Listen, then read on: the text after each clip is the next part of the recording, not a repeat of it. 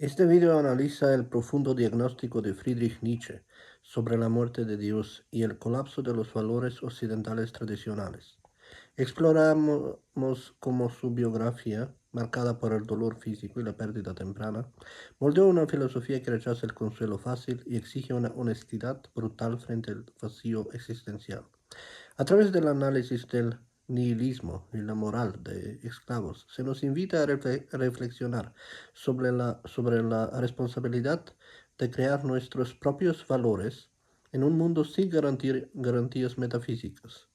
Un viaje por la vida de un pensador que desafió a la humanidad a decir sí a la existencia a pesar de su inherente sufrimiento y caos.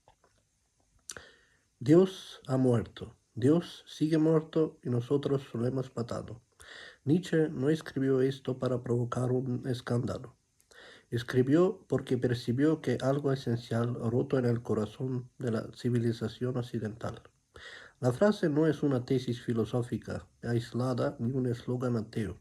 Es un diagnóstico histórico y existencial. Algo ocurrió, algo que ya estaba en marcha desde hacía siglos y ahora se volvía imposible de ignorar. Durante más de 1000 años, Dios fue el centro invisible de la vida occidental, no solo como creencia religiosa, sino como fundamento último de la verdad, de la moral, del sentido y del sufrimiento. Dios explicaba por qué vivir, por qué obedecer, por qué soportar el dolor, por qué esperar.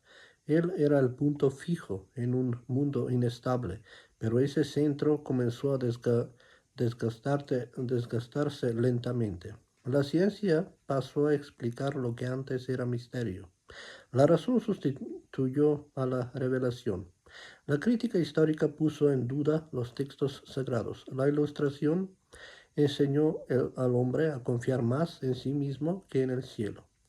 Nada de esto mató a Dios de una sola vez, pero cada paso le quitó un poco de su autoridad.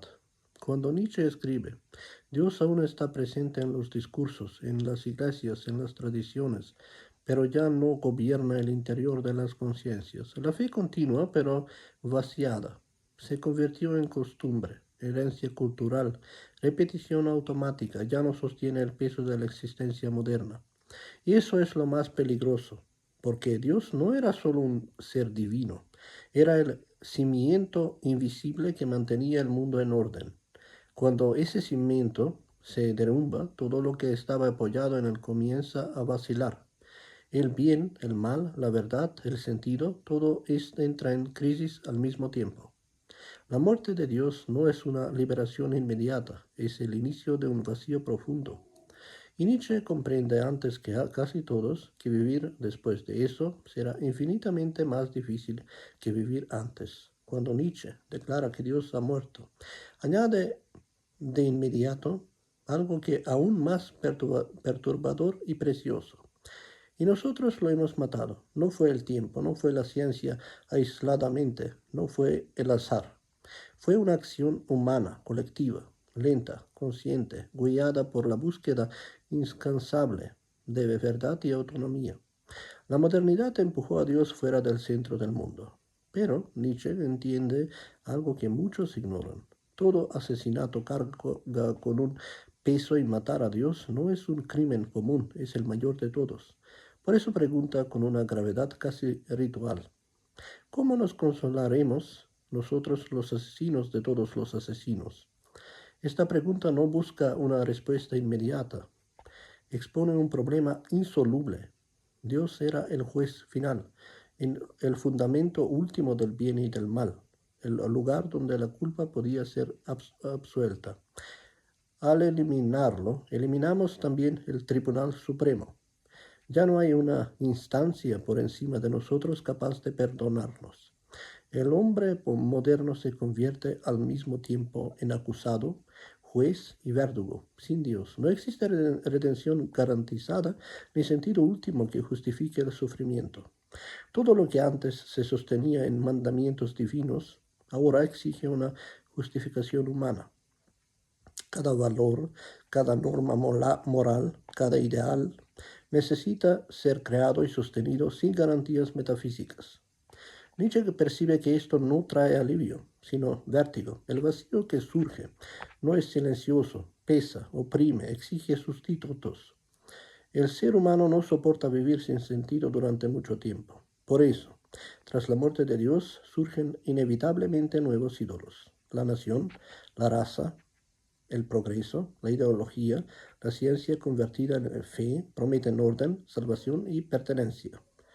Nietzsche escribe para advertir, si no enfrentamos conscientemente este vacío, no nos liberará, nos devorará. Para comprender la radicalidad de la crítica de Nietzsche, es necesario recordar de dónde vino. Nietzsche no nació en los márgenes de la fe cristiana, nació en su centro, hijo de un pastor luterano, rodeado de ministros religiosos, teólogos y tradiciones profundamente arraigadas. Dios no era para él una abstracción filosófica distante. Era parte de la vida cotidiana, del lenguaje, de la moral y de la estructura del mundo. La infancia de Nietzsche fue moldeada por la fe, pero esa fe fue herida muy temprano. A los 5 años pierde a su padre, víctima de una hemorragia cerebral.